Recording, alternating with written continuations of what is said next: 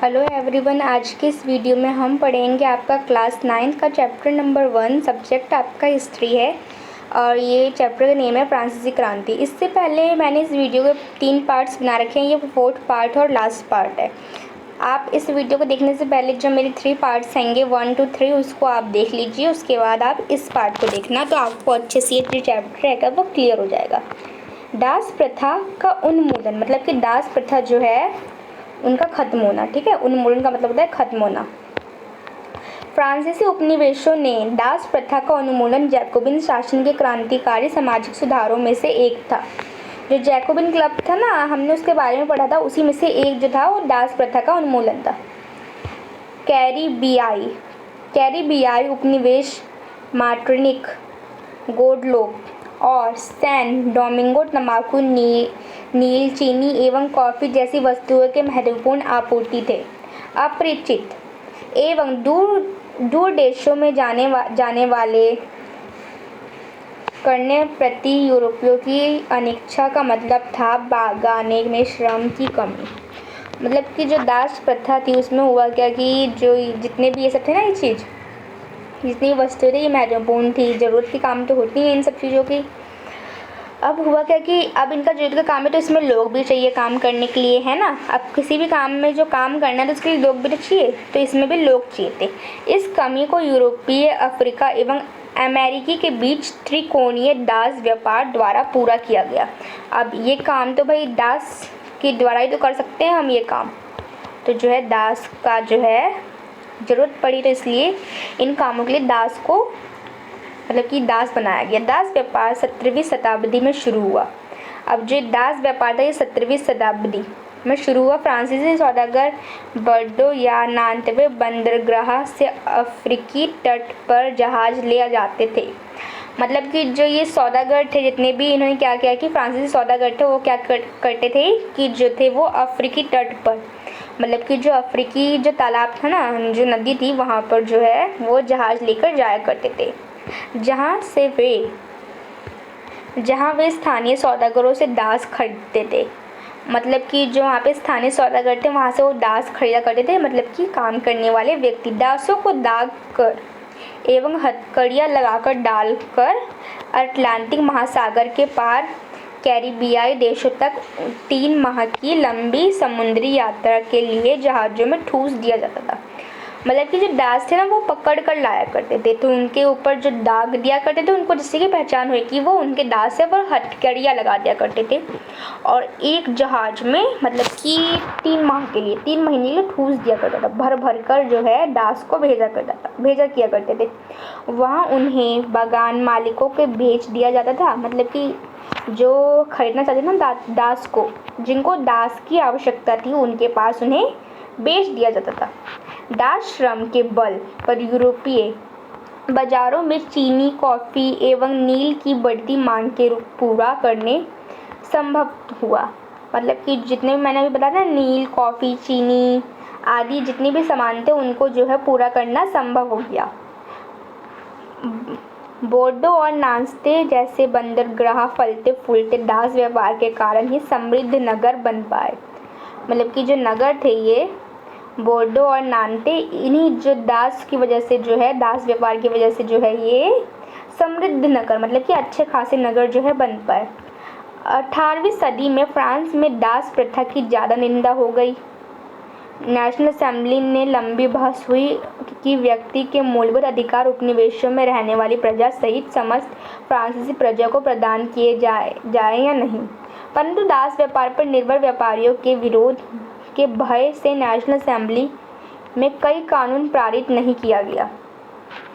मतलब कि जो दास व्यापार हो रहा था ना, इसके कारण जो है जो नेशनल असेंबली थी ना वो डर चुकी थी कि कहीं इनके भी जो है राज्य है वो भी कहीं दास व्यापार में ना आ जाए।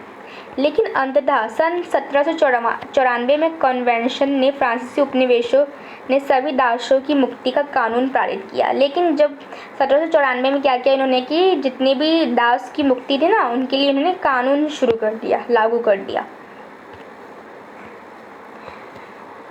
पर यह कानून एक छोटी सी अवधि तक ही लागू रहा। 10 वर्ष बाद नेपोलियन ने दास प्रथा पुनः शुरू कर दी। फिर क्या हुआ कि ये ज़्यादा दिन तक रहा नहीं। उसके बाद 10 10 प्रथा देखो 10 साल के बाद जो है उन्होंने फिर से जो है दास प्रथा का लागू कर दिया। बागान मालिकों को अपने आर्थिक हितों साधनों के लिए अफ्रीका निग्रो लोगों को गुलाम बना के स्वतंत्रता मिल गई, बनाने की स्वतंत्रता मिल गई, मतलब कि दास बनाने की उनको स्वतंत्रता मिल गई। फ्रांसीसी उपनिवेशों से अंतिम रूप में दास प्रथा का उन्मूलन 1848 में किया गया। ठीक है, अब जो दास प्रथा थी ना, इसको ख़त्म कर दिया गया, लेकिन फिर ये लागू हो गई। और ये भी जो है क्या हुआ कि जो ये उन्मूलन, मतलब ये ख़त्म कब हुआ? 1848 में जो है ये ख़त्म हो गया, 1848। ठीक है, देखो अब हम आगे क्रांति और रोजाना की जिंदगी। क्या राजनीतिक लोगों का पहनावा, उनकी बोलचाल अथवा उनके द्वारा पढ़ी जाने वाली पुस्तकों को बदली जा सकती है? सन 1789 से बाद के वर्षों में फ्रांस के पुरुषों, महिलाओं एवं बच्चों के जीवन में ऐसे अनेक परिवर्तन आए। क्रांतिकारी सरकार ने कानून बनाकर स्वतंत्रता एवं समानता के आदर्शों को रोजाना की जिंदगी में उतारने का प्रयास किया। बास्टील के विध्वंस के बाद 1789 की गर्मियों में जो सबसे महत्वपूर्ण कानून अस्तित्व में आया वह सेंस रेसिप की समाप्ति, मतलब ये सेंस रेसिप जो ये कानून था उसकी समाप्ति हो गई। प्राचीन राजतंत्र अंतर्गत तमाम लिखित सामग्री और सांस्कृतिक गतिविधियाँ जैसे कि किताब, अखबार, नाटक को राजा के सेंसर अधिकारियों द्वारा पास किया जाने के बाद प्रकाशित या मंचित किया जा सकता था, परंतु अब अधिकारियों को घोषणा ने भाषण के एवं अभिव्यक्ति की स्वतंत्रता को न्यायसंगीत अधिकार घोषित किया। परिणाम स्वरूप फ्रांस में शहरों में अखबारों, पर्चों, पुस्तकों एवं छिपी हुई तस्वीरों की बाढ़ आ गई, जहां से वह तेजी से गांव देहात तक पहुंच गई। उनमें फ्रांस के घट रही घटनाओं एवं परिवर्तनों का ब्यौरा और उन पर टिप्पणी होती रही। प्रेस की स्वतंत्रता का मतलब यह था कि किसी भी घटना का परस्पर पर विरोधी विचार भी व्यक्त किए जा सकते हैं। प्रिंट माध्यम का उपयोग करके एक पक्ष से दूसरे पक्ष अपने दृष्टिकोण से सहमत करने की कोशिश की। नाटक, संगीत, उत्सवी जुलूसों में असंख्यक लोग जाने लगे। मतलब कि जब ये क्रांति की शुरुआत हुआ करती थी तो उसमें हो क्या रहा था कि जो क्रांति क्रांति और रोजाना की जिंदगी, तो उसमें जो लोग थे ना, उन्होंने क्या किया कि जो लोग थे उन्होंने अपनी जो रोज़मर्रा की ज़िंदगी थी उसमें उन्होंने अपने नाटक, संगीत, इन सब चीज़ों में उन्होंने अपना शुरू कर दिया। स्वतंत्रता और न्याय के बारे में राजनीतिक व दार्शनिक के पांडित्यपूर्ण लेखक को समझने और उससे जुड़ने का यह लोकप्रिय तरीका था, क्योंकि किताबों को पढ़ना तो मुट्ठी भर शिक्षितों के लिए संभव था। मतलब कि जो शिक्षित लोग थे उनके लिए तो संभव था ना किताबों को पढ़ना, लेकिन बाकियों को पढ़ना संभव नहीं था। इसलिए उन्होंने नाटक वगैरह, संगीत वगैरह से जो है उनको वो करने लग गया, टाइम मिल गया उनको समझने का जो भी चीज़ थी उनकी।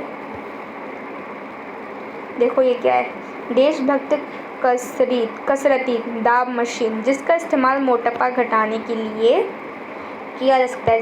देखो ये मोटा इंसान है ना, ये मोटा इंसान है, तो ये क्या कर रहे हैं कि जो दाब मशीन है इससे इनका जो है मोटापा घटा रहे हैं। कितने ज़्यादा इनके साथ हुआ अन्याय।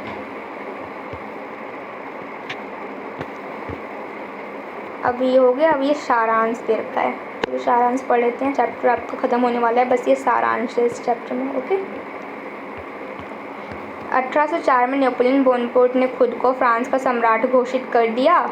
उनसे पड़ोसी के यूरोपीय देशों की विजय यात्रा शुरू की। पुराने राजवंशों को हटाकर उसने नए साम्राज्य बनाए और उनकी बागडोर में खानदान के लोग के हाथ दे दी। नेपोलियन खुद को यूरोपियों के आधुनिकीकरण का आगंतुक अग्रदूत मानता था। उसने निजी संपत्ति की सुरक्षा के कानून बनाए और दशमलव पद्धति पर आधारित नाप-तोल की एक समानता प्रणाली चलाई। शुरू में बहुत सारे लोग नेपोलियन मुक्तिदाता लगता था और उससे जनता को स्वतंत्रता दिलाने की उम्मीद थी, पर जल्दी ही उसकी सेनाओं को लोग हमलावर मानने लग गए। मतलब कि जो नेपोलियन था उसको शुरू में तो जो लोग समझते थे ना कि वो जो है उनकी हेल्प करेगा, लेकिन जैसे जैसे उनके सेनाओं ने हमला शुरू कर दिया करना, वैसे वैसे जो है लोग चिढ़ गए, उससे नफरत करने लग गए। आखिरकार 1815 में वाटरलू में उसकी हार हुई। यूरोप के बाकी हिस्सों में मुक्ति और आधुनिक कानूनों के फैसलों वाले उसके क्रांतिकारी उपायों का अक्सर उसकी मृत्यु में काफ़ी समय बाद सामने आया। स्वतंत्रता और जनवादी अधिकारों के विचार फ्रांसीसी क्रांति की सबसे महत्वपूर्ण विरासत थे। कि आपने पढ़ा ना कि जो स्वतंत्रता थी और जनवादी, ये सबसे ज़्यादा मेन थे ना इस चैप्टर में। विचार 19वीं सदी में फ्रांस से निकलकर बाकी यूरोपियों में फैले और इनके कारण वह समानती व्यवस्था का नाश हुआ। अब औपनिवेशिक समाजों से संप्रभु राष्ट्र राज्य की स्थापना और आंदोलन में दस्ता से मुक्त के विचारों को नई परिभाषा दी। टीपू सुल्तान और राजा राममोहन रॉय क्रांतिकारी फ्रांस के उपनिवेशिक विचारों से प्रेरणा लेने वाले दो ठोस उदाहरण थे। बच्चों, आपका ये चैप्टर ख़त्म हो गया। देखो इसमें क्या कहा, इस लाइन में आप पढ़ लो पहले। इसमें ये कह रहे हैं कि जो फ्रांस के जो लोग थे, उन्होंने जितना भी कदम उठाया उससे हुआ क्या कि उससे जो दो लोग थे, एक टीपू सुल्तान, एक राजा राममोहन रॉय, उन्होंने बहुत कुछ सीख लिया कि जो है लोगों को कैसे चलाना है, क्या क्या करना है। और इसके जो ये फ्रांसीसी क्रांति के कारण ना बाकी जो देश थे उनको भी समझ हुई कि कैसे उनको अपने देश को चलाना है। ठीक है, तो बच्चों ये था आपका आज का चैप्टर। अगर आपको ये चैप्टर ठीक लगेगा, अच्छा लगेगा तो लाइक करना, चैनल को सब्सक्राइब करना। Thank you so much for this video. ये आपका जो था लास्ट चैप्टर था। ओके, लास्ट चैप्टर बोल रही हूँ, लास्ट वीडियो थी। इस चैप्टर की जो थी ये लास्ट वीडियो थी। इससे पहले आपका जो पार्ट 1, 2, 3 है वो भी आप देख लेना। ये पार्ट 4 और लास्ट वीडियो है इस चैप्टर का। ठीक है।